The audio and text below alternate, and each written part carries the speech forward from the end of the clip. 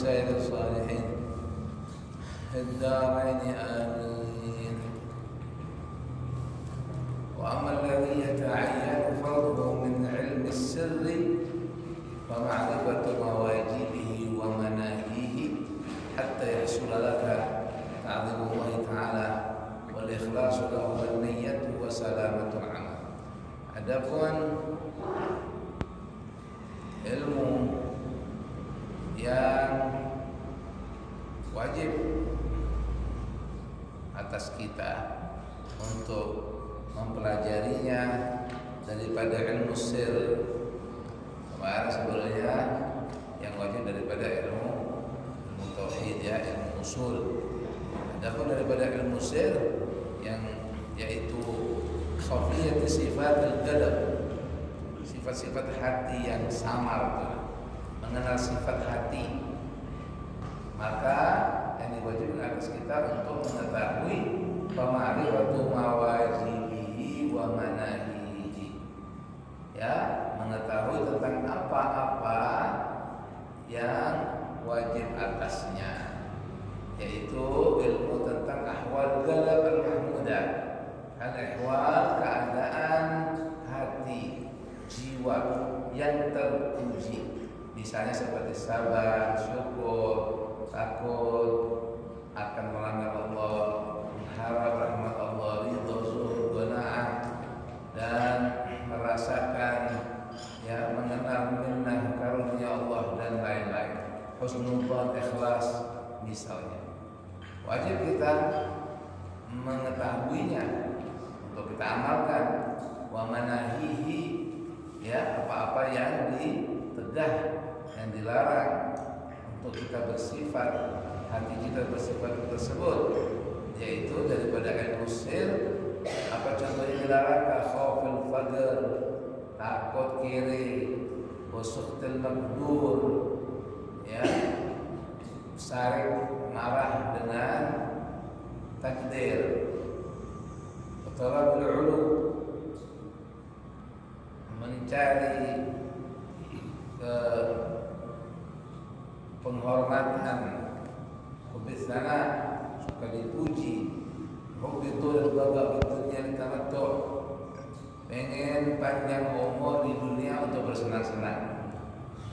Mantala Allah hasuna amaluh, seseorang ingin panjang umurnya berharap supaya amalnya baik, ya, karena dunia adalah sebagai bercocok tanam akhirat ini baik. Jadi minta panjang umur sama Allah, tul umur fi taatillah wa taat Rasulullah, panjang umur dalam keadaan taat sama Allah dan Rasulnya, bukan dia berangan-angan panjang umur untuk tamattu, untuk hidup bersenang-senang di dunia sehingga enggan meninggalkan dunia ini.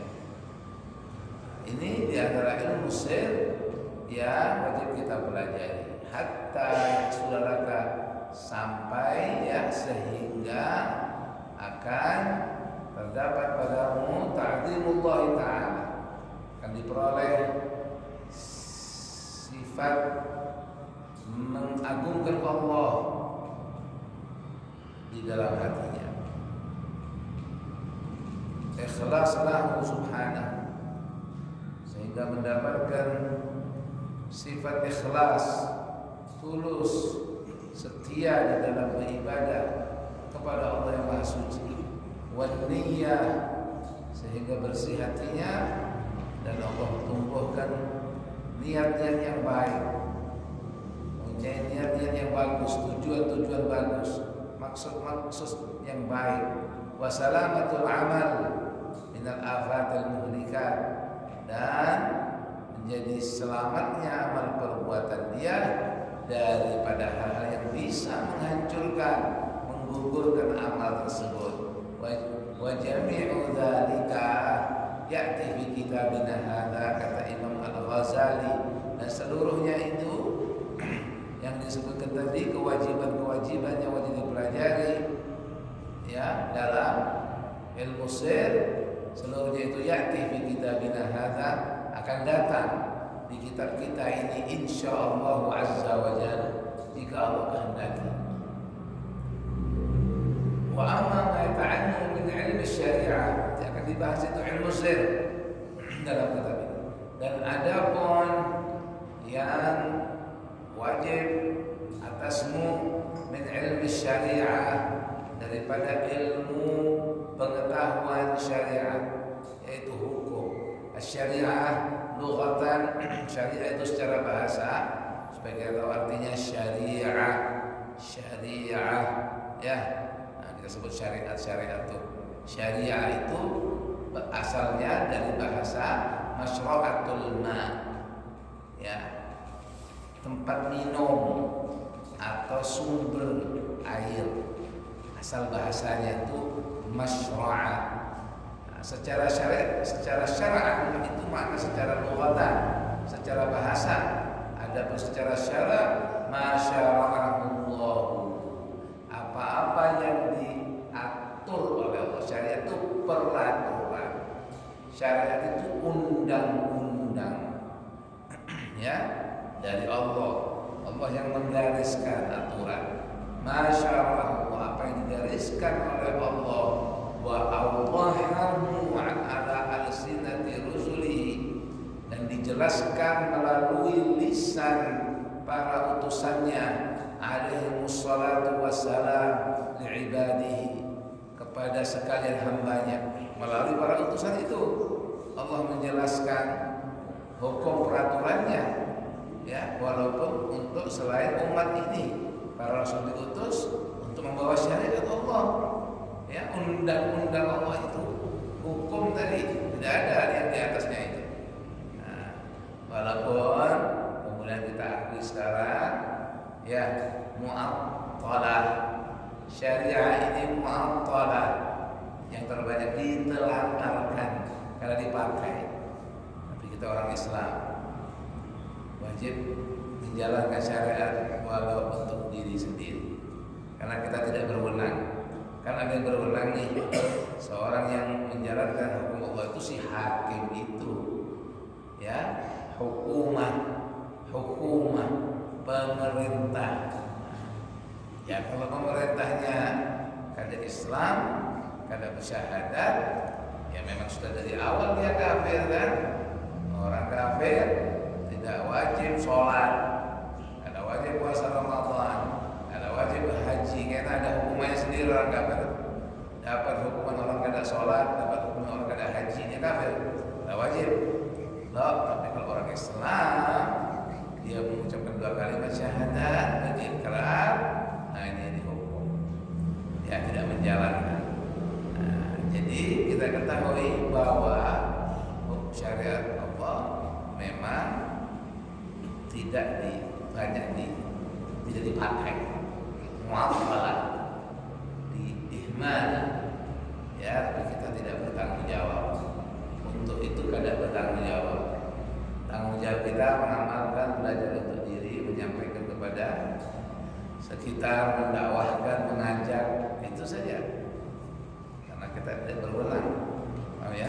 Nah, jelas, kita wajib mengimani, meyakini, mengiktikadkan, jangan ragu sama sekali sampai kita bawa mati.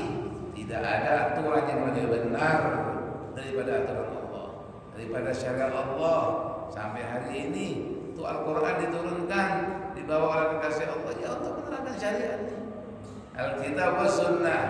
Apakah semua kita sesuai yang kita jalankan ini? Nah, sesuailah dengan kitab sunnah. Nah, semuanya, ya. Paling secara hukum ibadah. Hukum ibadah, alhamdulillah masih, ya kan? Kita belajar sholat kita, puasa kita, zakat kita itu, kan? Itu hak kita untuk menjalankan tadi. Yalah, tapi berhubungan dengan negara, misalnya, ini kan mana tidak dipakai. Jadi padahal syariat Allah itu mengatur semuanya. Tidak semuanya diatur, tidak satu pun yang tidak ada aturan atau dalilnya.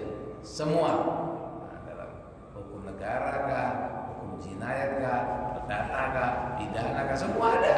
Nah, kita kenapa cari yang lain? Ada. Dan ini menjadi momok nih. Nah, kemudian musuh Islam entah memang terang-terangan bukan Islam atau memang yang dikenal Islam. Ini menjadi menghantui ini kalau orang bicara tentang syariat, menegakkan syariat. Mereka tentang, oke, Islam ditentang lewatnya, sehingga orang Islam sendiri yang tidak ngaji dia anti syariat.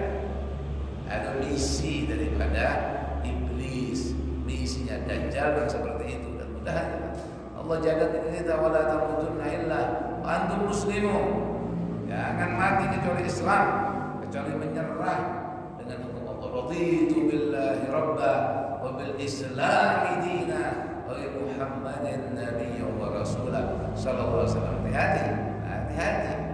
Ya, kita bisa tak tahu kita menjadi murtad karena etikat atau ucapan kita menentang syariat. Hati-hati.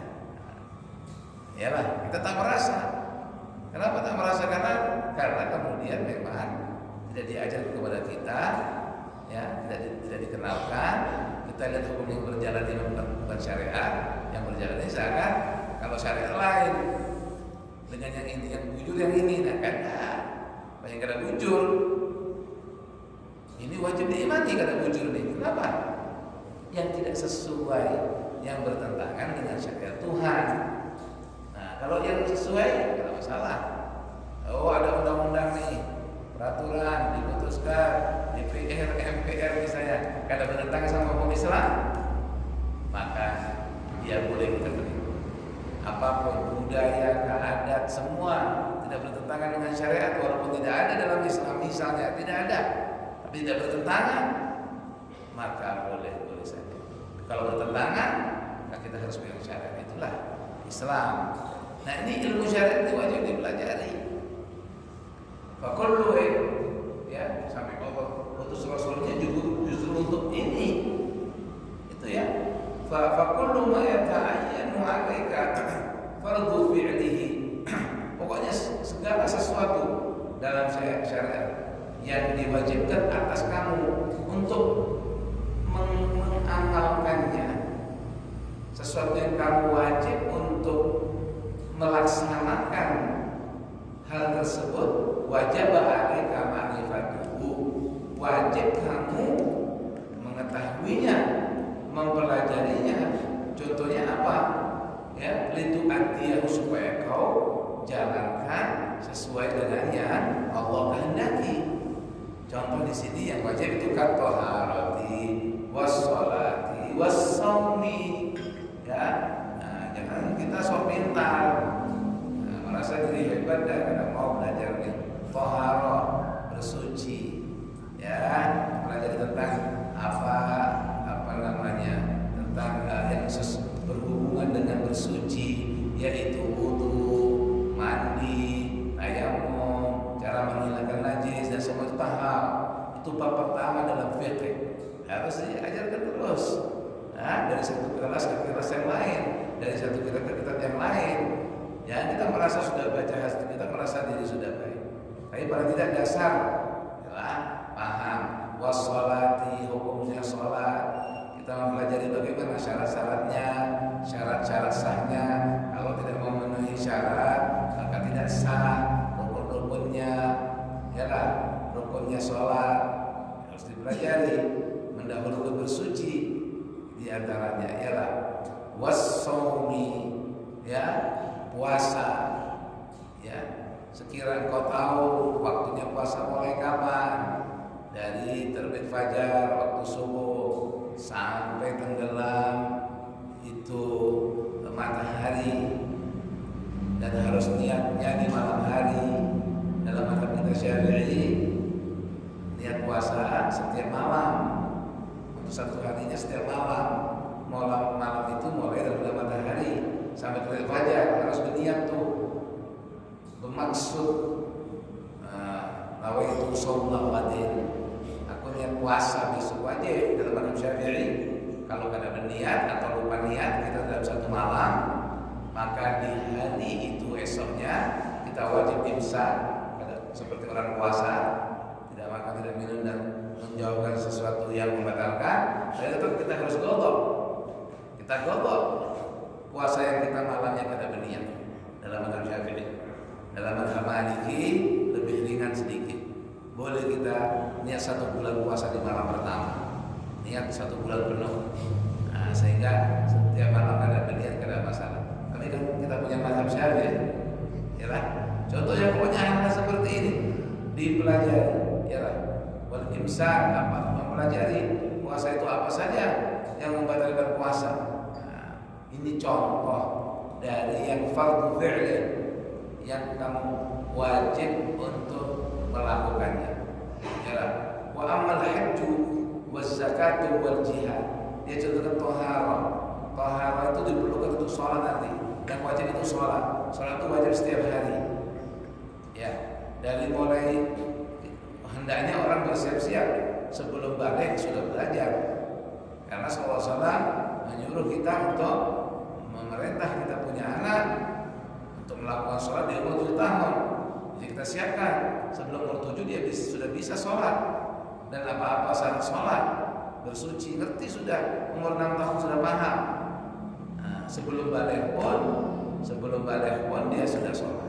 Bahkan kata Rasulullah, kalau kadang mau sholat, disuruh kadang mau sholat, kalau sudah umur 10 suruh pecut, suruh pukul, ya.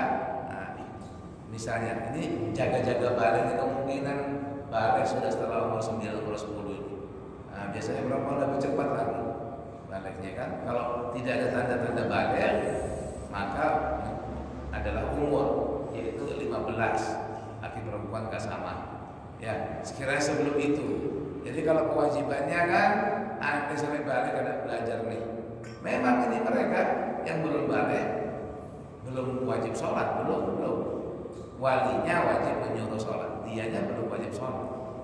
Nah, tapi walinya wajib, berdosa kalau kadang, ya berdosa kalau kadang nyuruh mereka sholat. Nah, tapi untuk sendiri dia belum wajib. Nah, kalau sudah balik seseorang, kadang ngaji jual, nah dia punya kewajiban belajar tuh. Masuk waktu zuhur, dia harus mengaji nih. Caranya sholat nih. Sebelum zuhur dia balik. Nah, ini yang sebagai sholat nih. Ini kalau ngomongin waktu ya, waktu yang tidak bisa ditunda. Ya. Nah, tapi belum masuk bulan Ramadan, oke lah. Belum masuk bulan Ramadan, masih belum belajar puasa. Artinya kalau sudah mendekati Ramadan wajib belajar puasa. Ini kalau kita bicara tentang mepetnya, tapi kan orang tidak seperti itu. Orang bersiap-siap. Nah, sehingga kenapa diterangkan ini wa amal haji wa zakat wa jihad. Ada waktunya, ada pun haji. Ya, haji. Haji itu artinya al-ghasl. Al-ghasl artinya menuju. Menuju mana? Menuju Baitillahil Haram. Baitullah yang suci. Bait Allah. Itu disebut Baitullah, rumah Allah. Ya, yang di Makkah sana yang pertama itu. Masjid-masjid juga disebut Baitullah, disebut rumah Allah. Ya, artinya tempat seorang beribadah di situ, sholat, mengaji dan lain-lainnya. Tempat yang dikhususkan. Nah, walaupun tidak diharuskan sebagai khususiyah umat Rasulullah SAW, umat Nabi Muhammad kita ini ya diistimewakan untuk bisa di mana saja sholat. Beda dengan umat-umat yang lain, harus di masjidnya, harus di mihrabnya. Umat Nasrani, Yahudi itu kalau sholat harus di gerejanya, di sauma'anya, di tempat seperti masjidnya, Baitullahnya. Kita tidak, kita boleh di mana saja. Ya, itu khususnya kita.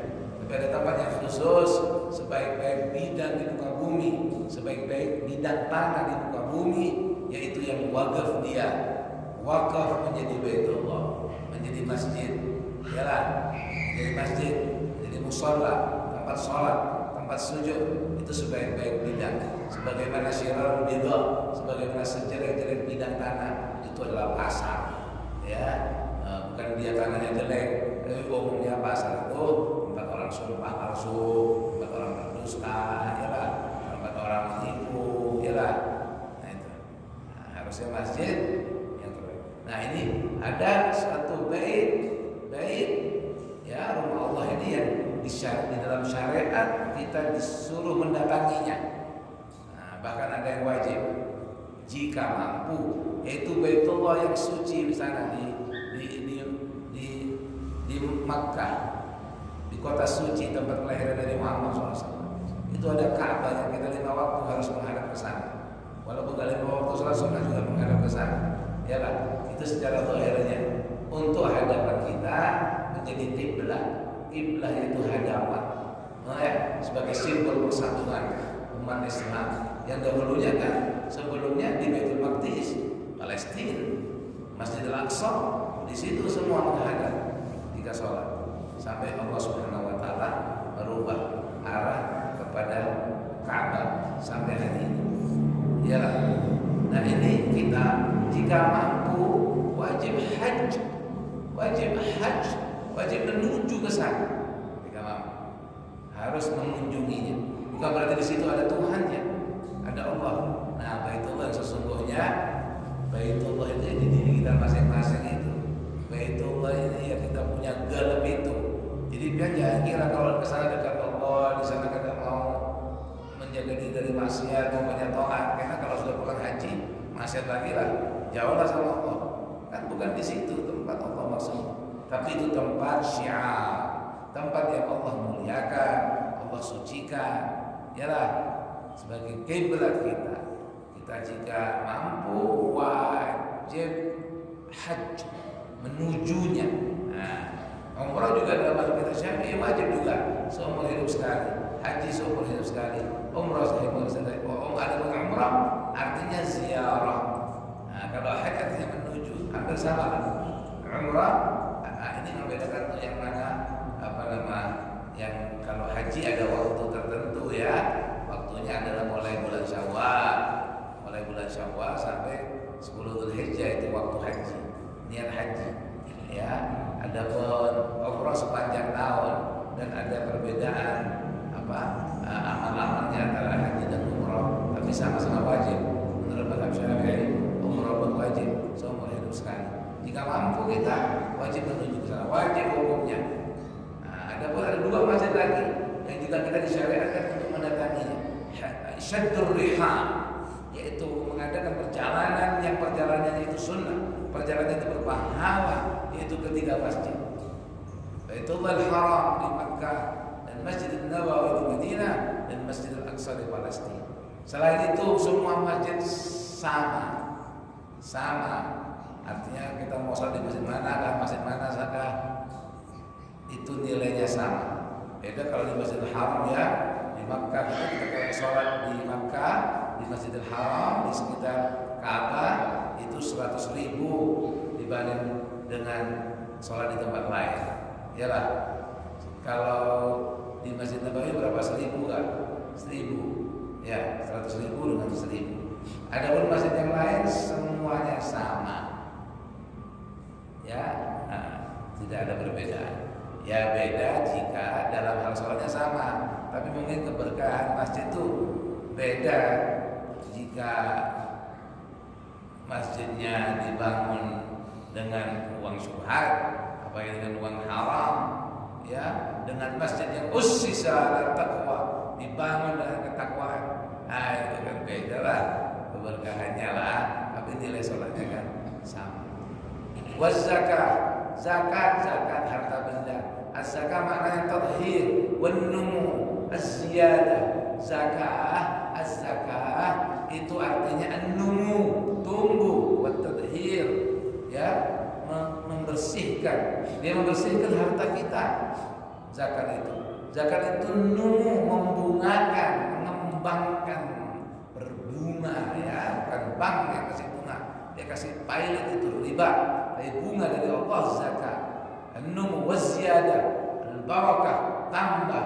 Nah, az-zakah ini adalah sedekah wajibah, sedekah yang wajib. Nah, kalau sedekah yang sunnah itu bukan zakat namanya. Ya, ada sedekah sunnah, ada sedekah wajibah. Zakat sedekah wajib. Nah, ada ketentuannya, ada harta tertentu, ada semua hartanya harus ngaji. Yalah, harus tahu mana harta yang dizakati, mana yang bukan. bagaimana hitungannya? Ada nisabnya. Nisab itu ukuran tertentu. Ya, yang ini wajib dizakati kalau sekian. Nah, kalau orang masih belum punya, ya mau apa mau dizakati? Karena bisi. Iyalah. Nah, nanti ini yang wajib kita belajar. Orang kalau kita kada bisi unta nih, kada punya tidak ternak unta, ya kada belajar zakat. Iyalah, karena dari binatang ternak yang wajib dizakati hanya 3, unta, sapi, dan kambing. Jadi kalau kita punya peternakan sapi harus belajar zakat. Punya peternakan kambing harus belajar zakat. Punya peternakan ayam kagak? Ayam, hitik, ya, haluan misalnya. Ini semua akan ada zakatnya. Ini kita bicara mazhab Syafi'i ya. Nah, ada zakatnya biar punya apa tambah inilah nggak paten nggak apakah, ya lah. Nah ini ada zakatnya. Nah, oke. Loh, saya jualan ikan dan itu ada namanya zakat tijarah. Namanya kalau orang berdagang. Saya berdagang nih, saya berniaga, kak toko kak jualan apa kak. Nah, apalah, pokoknya dagang itu adalah bermodal, punya duit, beli sesuatu, tujuannya untuk dijual lagi dengan niat ribih, dapat keuntungan. Nah itu wajib. Jualan kambing, jualan sapi, nah itu kena zakat. Dagang tijarah namanya. Ini yang dibicarakan ternak. Nah jarang mungkin kita. Jadi kalau ternak onta, ya nisab pertamanya itu apa? 5 ekor. Iyalah. Kalau punya 5 ekor onta sampai apa? Sampai setahun baru wajib mengeluarkan zakat seekor kambing, misalnya gitu. Yang dikeluarkan ekor kambingnya yang dikeluarkan. Itu punya sapi 1 sapi, 2 sapi, kata zakatnya. Kalau sudah punya 30 ekor sapi, dia miliki 30 ekor kan pernah ganti karena dijual nih. Terus 30 selama setahun, namanya haul. Ini yang tujuan haul. Kalau haulnya kita tahlilan itu bagus juga, tapi kan ada dalilnya itu. Ini menghauli abah, menghauli mama, menghauli kai, menghauli itu haul setahun. Tapi itu kadang yang wajib haul zakat nih. Jadi kalau punya sapi, ternak sapi 30 ekor, sampai setahun 30 itu kadang berubah, kadang ganti. Ya kadang dijual, kadang mati, kadang disembelih. Nah, wajib mengeluarkan 1 ekor sapinya dikeluarkan. Sapinya yang dikeluarkan. Kalau kambing 40 ini contoh nih, sekilas info. Itu harus dipelajari. Tapi kita kalau ada bisnis ada ternak sapi, ada kambing, ada wajib belajar zakat ini. Ya lah. Nah, begitu contohnya. Hanya 3 saja. Nah, ada juga al-mu'asyar apa namanya? Buah sinar. Buah-buahan cuma 2 macam saja. Itu pun jarang di kita. Ya lah. Buah anggur dan buah kurma. Itu pun yang sudah kering. Jadi kalau biar buah anggur biar panen dan jual itu belum wajib zakat. Zakatnya anggur itu kalau jadi kismis. Nah di sini jarang orang kismis. Kalau di sana kan kismis. Jadi yang ditimbang itu kismisnya, zabib. Jadi kalau biar punya kebun pisang, kebun apel, kebun durian, kebun jeruk, kan ada zakatnya. Jadi tengah mazhab Syafi'i memang ada mazhab yang lain mengkiaskan, dikiaskan. Nah, ada pun mazhab Syafi'i ikut pada asalnya karena soal sebutkan tentang zakat ini Rasul sebutkan ada hadisnya. Imam Syafi'i mengambil doanya karena berkias. Jadi buah-buahan itu aja. Ya kalau dari kebun semangka, kebun apa, ada. Ya, ini 2 saja. Buah. Kurma sudah jadi kurma, bukan masih lutok yang basah ada. Sudah kering itu jadi kurma. Dan zabib kismis anggur yang sudah jadi kismis. Nah itu makanya kalau di sana banyak lah. Kalau di Arab kan banyak kurma sama kismis lah. Di sini balik. Itulah studi. Nah kemudian masyarakat itu wajib yang punya sawah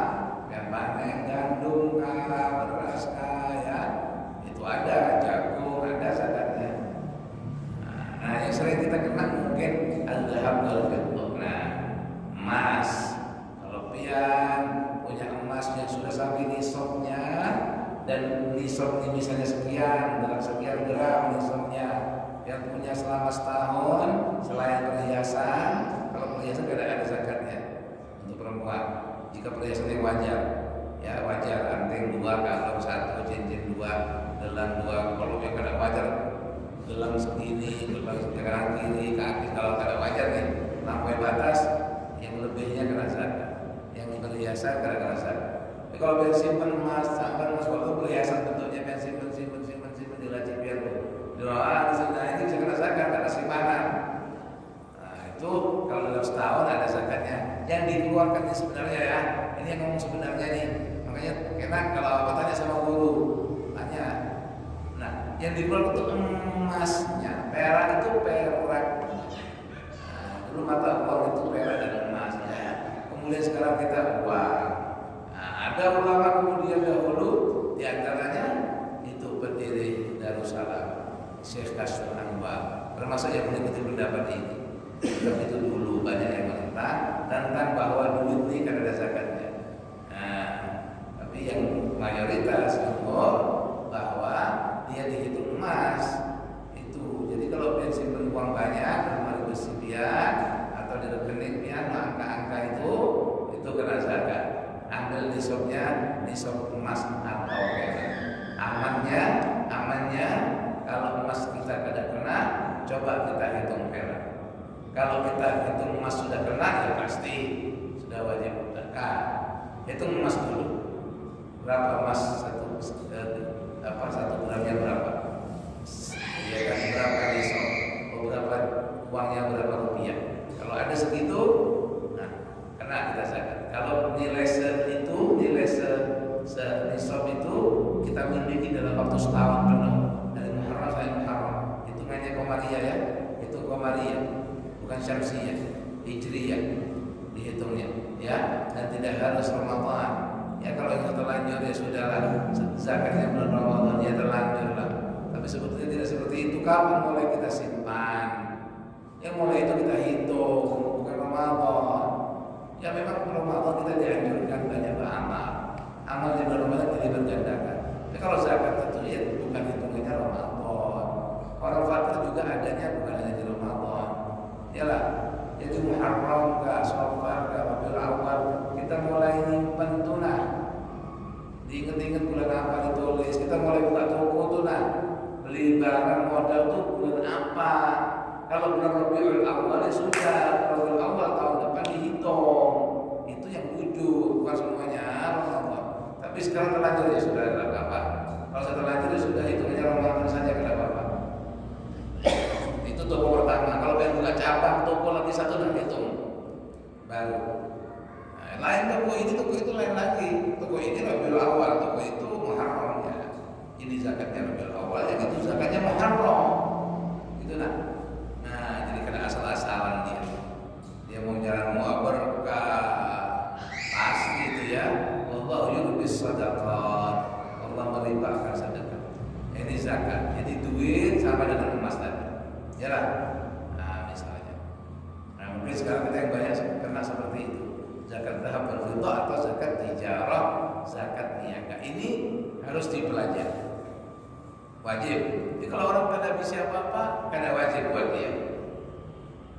Maka dikatakan wa amal haji. Kada bisa apa-apa, kada mau berangkat, kecuali dia ada orang mau berangkat haji, ya dia wajib belajar haji. Nah, begitu ya. Ini tentang waktu ngajinya. Nah, beda dengan tadi itu toharoh, sholat dan puasa. Nah, kan semua orang balik harus langsung. Ya lah. Wal jihad termasuk nih. Jihad wajib belajar jihad. Apa jihad itu? Al-qital fi sabilillah liiqamatid din. Yaitu berperang di jalan Allah untuk menegakkan agama ini. Kalau kada kita dijajah. Nah, itulah seperti sekarang ini. Ketika orang Islam meninggalkan jihad, tapi artinya itu kan semua berarti orang Islam nyerang nih. Orang kafir diam-diam kita serang, kita perangi, bukan. Harus ada persiapan, harus punya kekuatan. Ya sekarang pun setiap negara kan punya tentara misalnya, setiap negara punya senjata misalnya. Nah itu sesuai dengan Islam itu makna jihad. Harus, kalau tidak dijajah kita aman. Nah begitu. Nah, seperti sekarang ada negara dikuasa yang menjajah semuanya memang. Kenapa? Ketika Islam meninggalkan dia. Nah, dulu Islam berjaya. Dulu ada masa khalifah, khulafaur rasyidin. Walaupun masa kekhilafan kemudian berubah menjadi kerajaan, ya, Bani Umayyah, Daulah Umayyah, kemudian Daulah Abbasiyah, terakhir Daulah Utsmaniyah yang di Turki. Ya, itu walaupun memang sudah agak menyimpang dari Islam yang sebenarnya yaitu khilafah, berpindah menjadi kerajaan, ada menyimpang tetapi masih menjalankan Islam sehingga Islam Islam di atas sehingga kemudian apa? Damai. Nah, jika Islam berkuasa damai jadinya. Ya, damai. Menegakkan Islam adil. Kalau gitu. Nah, silakan baca sejarah. Jadi kemudian ketika orang Islam meninggalkan jihad ini hanya kan pengaruh dengan dunia, dunia. Kaulah Spanyol itu dulunya Islam yang banyak, Muslimin yang banyak. Spanyol yang sekarang hampir 90% non Muslim itu dulunya Islam misalnya. Jadi lemah. Itu karena Islam meninggalkan jihad. Paham? Jadi kita pahami jihad ya. Jihad itu mempersiapkan kekuatan. Nah, sehingga musuh itu mikir, ya kan? Nah, sehingga tidak berani macam-macam, tidak berani menjajah. Tapi sekarang apa kabarnya? Kita dijajah. Kita dijajah. Mereka yang punya persiapan. Bahkan mereka buat film-film untuk nakut-nakuti kita. Banyak jagoannya mereka ini filmnya. Wah, punya alat yang canggih. Artinya itu dipakai. Mereka berjihad ya setelah omongan bahasanya kita ada jihad, ngerti lah. Kita dibumulinya. Bahasanya mereka tidak pakai bahasa jihad. Padahal itu kan jihad. Mereka buat senjata yang canggih. Bahkan mereka propaganda dalam film-film itu kan filmnya hebat nih kita tengok. Kita kenal semua tuh jagoan-jagoan mereka itu. Hebat nih jagoannya. Nah, itu bagian dari jihad yang kita jalankan Islam. Sekarang nih, kalau ada orang Islam teriak-teriak jihad, teriak-teriak syariat, teriak-teriak khilafah, wah ada musuhin, teroris, teroris. Ini dibumulinya. Kita jangan terpengaruh, paham ya? Padahal mereka yang menteror begitu. Nah, ini supaya kita paham nih, karena disebut di sini, ini wajib dipelajari. Nah, kalau bahasa kita sekarang ini wajib militer, gitu kan? Wajib militer, wajib militer. Maka Rasul mengajarkan sunnah itu berkuda, berenang, ya, memanah, itu disunahkan dalam Islam. Ya, ini wajib militer supaya orang Islam itu kuat. Bukan untuk menjajah tapi untuk bertahan, untuk supaya tidak dijajah. Karena ini sudah hukum nih. Hukum ini Sayyidul Malahim, Rasulul Malahim sallallahu alaihi wasallam. Salah satu nama Nabi Muhammad adalah Rasulul Malahim. Malahim itu perang. Jadi tidak akan berhenti perang. Ya, perang tidak akan berhenti sampai kiamat. Ini umat berperang. Tapi apa kabar Islam? Dijajah. Kita kan kadang kawan membela nih. Saudara kita di Palestina terus diinjek-injek. Nah, itu adalah peringatan buat kita. Ya, kita setiap tahun kalau Mi'raj sebentar lagi nih Rajab memperingati Isra Mi'raj. Dibacakan alladzi barakna hawlahu subhanalladzi asra bi'abdihi lailan minal masjidil haram ila al-masjidil aqsa. Padahal yang diingat-ingat di Masjidil Aqsa hari. Peringatan Isra Mi'raj begitu saja. Diperingati Isra Mi'raj, iya. Tapi apa harta Masjidil Aqsa disebut dalam Al-Quran Masjidil Aqsa? Siapa yang kuasa Masjidil Aqsa? Yang disyariatkan kita untuk kesana, untuk mengunjunginya, bukan hanya Masjid Nabawi atau di Makkah, walaupun yang itu wajib. Ya, itu adalah apa namanya simbol kekuatan dan persatuan Islam. Ini adalah tanda supaya kita ngeh ya, supaya kita tahu ketika Islam meninggalkan jihad itu Masjidil Aqsa, Baitul Maqdis dalam kekuasaan Kufa, bukan orang Islam yang menguasai. Kenapa? Karena meninggalkan kewajiban jihad. Kenapa meninggalkan kewajiban jihad? Kadang ngaji bab jihad. Kadang ngaji. Mereka ngaji bab jihad tuh. Ngaji. Yahudi itu ngaji bab jihad. Kalau kita ngaji bab jihad jihad teroris. Nah, itu ya. Jadi itu bukan jihad seperti yang dipedang kepada kita, orang pakai cadaran ngebom, orang jenggotan ngebom, bom bunuh diri, itu bukan, itu buatan itu untuk menteror kita itu. Karena ada orang Islam seperti itu, bukan itu jihad itu. Ngerti lah. Nah, tapi mereka buat itu untuk supaya orang Islam ini tidak bicara jihad, tidak bicara syariat, tidak bicara menteroriskan orang Islam dengan cara itu, cuci otak orang-orang bungul, orang-orang pada ngaji, disuruh pakai jenggot, disuruh pakai pakaian Islam, suruh bawa bom bunuh diri. Itu ujuran ini, ujuran ini. Cuma saya kan bukan bin ya, bukan dari intelijen, jadi kalau bisa membuktikan gitu. Paham ya? Jadi artinya kita jangan terpengaruh dengan itu.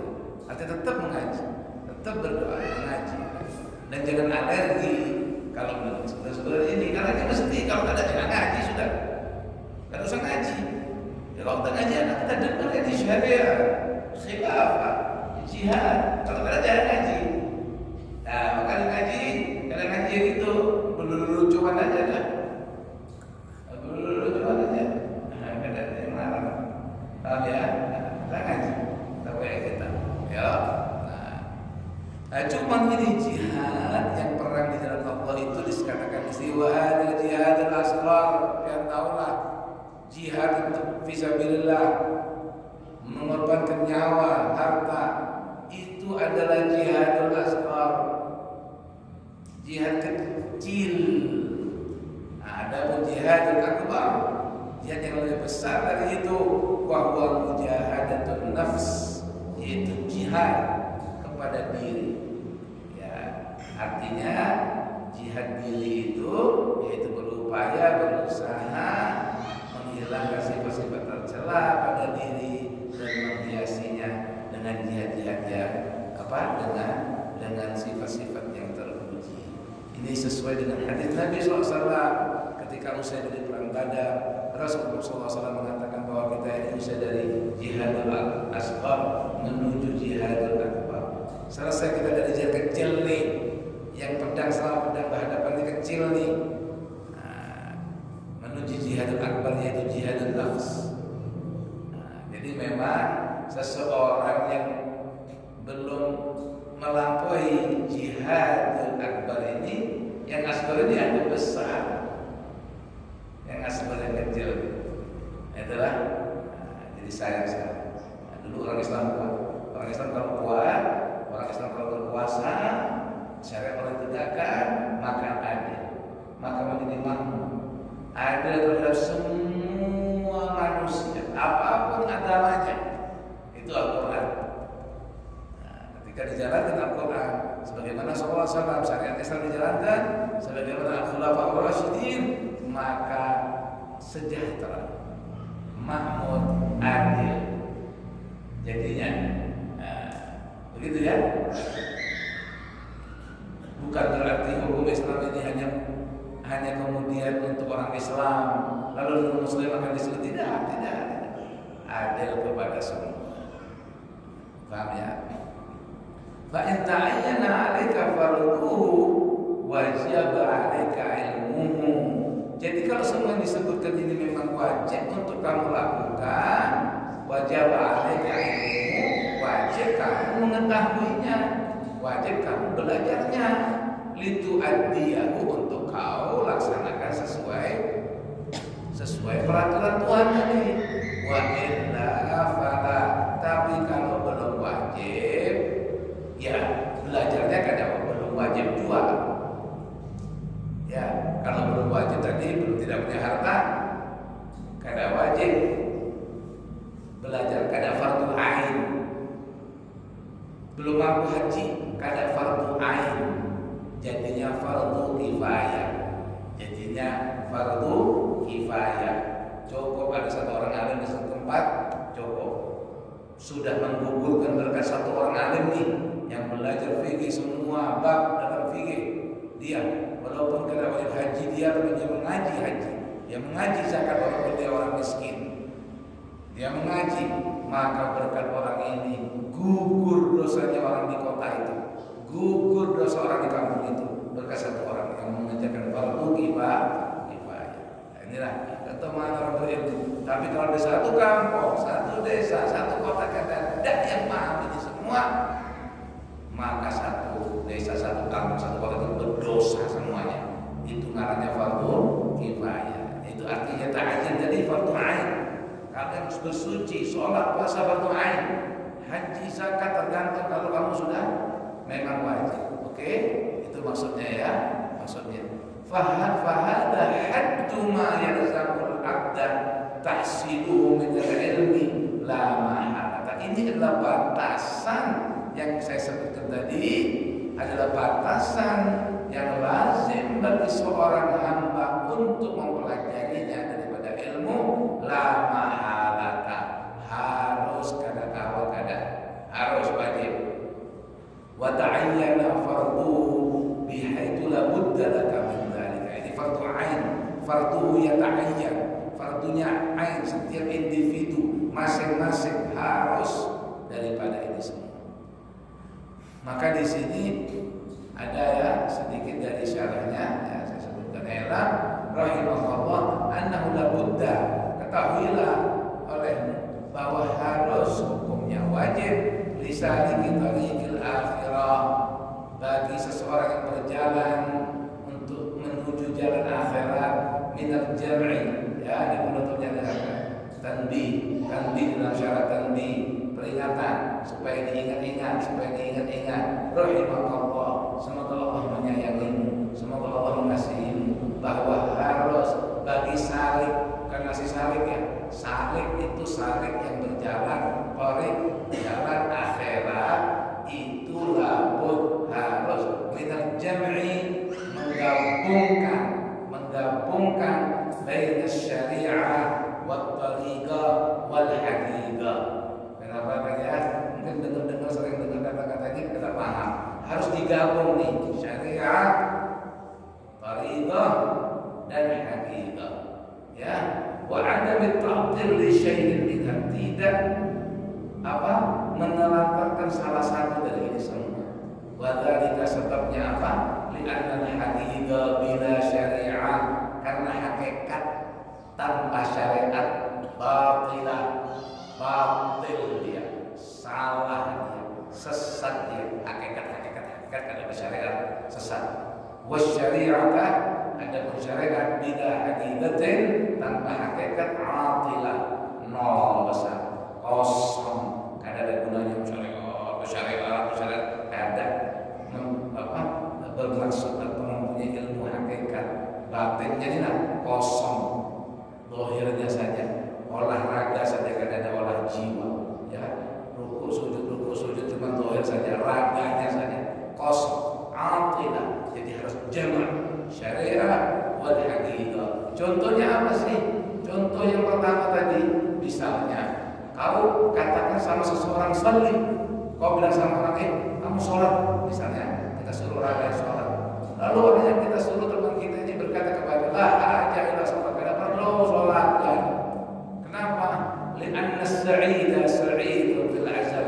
Karena saya pernah dengar seorang yang bahagia itu memang sudah tertulis di azal, sudah dia itu bahagia atau kada sudah ada. Jadi fa in kuntu sa'idan, kalau memang saya ini memang tulisannya saya ini orang bahagia, dakhaltul jannah, saya pasti masuk surga. Wa in lam usalli, walaupun saya kada sholat, jika tidak, walaupun saya sholat, saya masuk neraka dua. Tulisannya apa? Sudah tulisan. Ini contohnya. Ini contoh orang yang sok hakikat. Hakikatnya bujur nih. Nah, kada bersyariat nih, batil, jadinya sesat. Contoh yang kedua ini yang bersyariat tanpa hakikat. Yaitu misalnya di contoh nih, seorang yang beramal maksudnya untuk dapat surga. Dia beramal, beribadah untuk surga. Nah, ya, amri tadi. Wayaqul, dan dia punya etikat, dia berkata, laula amali lama dakhaltu. Kalau gua karena amal ibadahku ini, saya tak akan masuk surga. Jadi karena aku beramal ini, jadi aku masuk surga. Ini contoh syariat atilah, syariat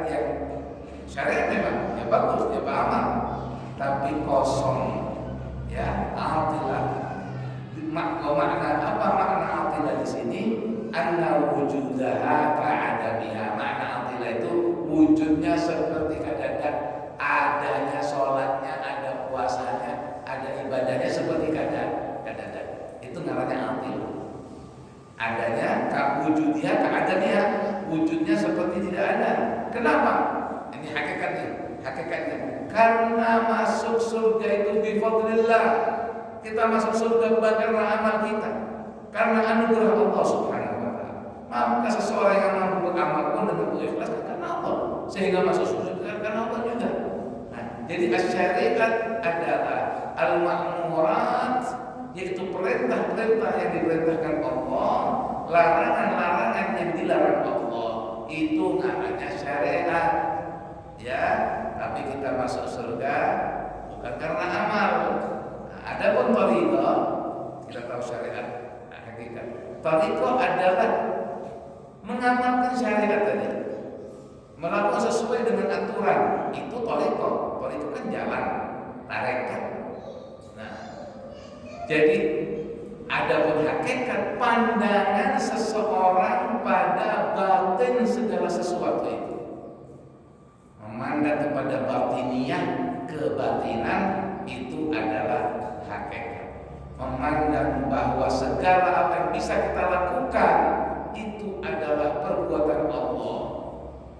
Karena Allah yang beri kepada kita. Maka di sini tafsir wa qawlu ta'ala ta'liman li ibadihi, firman Allah untuk mengajarkan ke hambanya. Kita ingat ya ajaran Allah ini. Iyyaka na'budu. Setiap sholat kita baca nih. Walaupun di luar sholat paling banyak kita baca sholat ini. Iyyaka, kepadamu na'budu, itu adalah memperhatikan di dalam ayat ini zahirus syariat, tentang zahirnya syariat. Karena yang dilihat adalah upaya usaha secara zahir, yaitu perbuatan hamba. Iyyaka na'budu, kepadamu aku menyembah, beramal, beribadah. Ini di dalam ayat ini memberi isyarat perhatian kepada memandang syariat. Adapun selanjutnya wa iyyaka nasta'in, dan kepadamu nasta'in, kami minta tolong untuk supaya bisa beribadah. Ini memandang sisi hakikat. Iyyaka nasta'in memandang sisi hakikat. Karena makna nasta'in, kita minta tolong, itu menunjukkan arti tabarrul abdi min hauli wa quwwati. Kita sedang berlepas diri dari daya dan kekuatan kita. Makna la haula wala quwwata illa billah ada pada iyyaka nasta'in. Aku tak mampu, aku tak ada daya dan kekuatan kecuali Kau tolong. Nah, itu batinnya. Wasyuhud, dan sebuah saksi bahwa segala amal itu tidak akan menjadi sempurna kecuali ditolong oleh Allah, dibantu oleh Allah. Nah, kesimpulannya alhasil, wajib bagi seorang hamba untuk mengamalkan segala yang Allah perintahkan, ya, dan menjauhi segala yang Allah larang. Akan tetapi dia harus memperhatikan bahwa amalnya yang menyelamatkan dia dari neraka dan memasukkan dia ke surga, dia tidak akan memperolehnya kecuali bantuan Allah Subhanahu wa taala.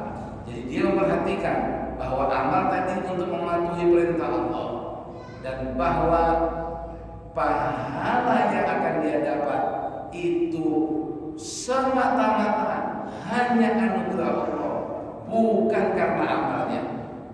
Dan jikapun dia ternyata dihukum oleh Allah, maka semata-mata karena keadilan Allah Subhanahu wa taala. Maka Imam Hasan Al-Basri pernah berkata begini, ilmu haqiqah, nah ini ya kesimpulan ilmu hakikat nih. Ilmu hakikat itu adalah tarku mulahadati thawabil amal, la tarkul amal. Perhatikan, jadi salah nih kalau orang meninggalkan amal. Ilmu hakikat adalah meninggalkan untuk melihat ganjaran amal aja lah. Enggak, yang dipikirin mau ngamal ganjaran,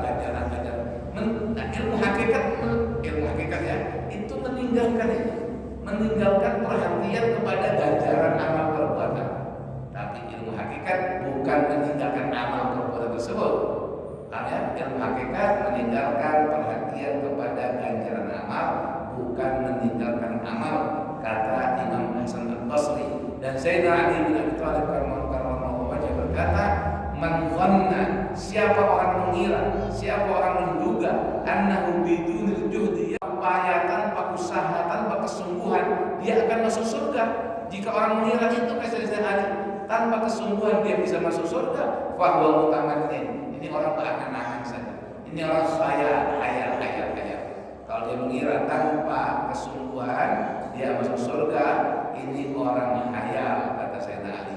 Wa man dhanna, dan siapa mengira annahu bibaghdil juhdi, menduga bahwa dengan kesungguhannya itu dia bisa masuk surga, fa huwa muta'annin, ini orang melampaui diri saja. Sebaliknya, jika orang mengira bahwa dengan sungguh-sungguh itulah sebabnya dia masuk surga, ini orang melampaui diri. Karena ini adalah isyarat kepada ilmu hakikat, yaitu kita beramal, minta bantuan kepada Allah dan mengharap anugerah Allah, ya kan? Tidak mengharap amal kita. Sehingga ada doa Nabi Muhammad SAW, Allahumma maghfiratuka awsa'u min dzunubina. Ada kita baca di sini nanti ya. Ya Allah, ampunanmu itu lebih luas dari dosa-dosa kami. Wa rahmatuka arja indana min rahman. Kasih sayangmu itu lebih kami harapkan dibanding amal perbuatan. Itu kesimpulannya itu ya. Nah, jadi wajib seorang hamba dan kita terus mengaji terus dan kita minta pemahaman dari Allah, bukan hati kita untuk mengerti dari Allah,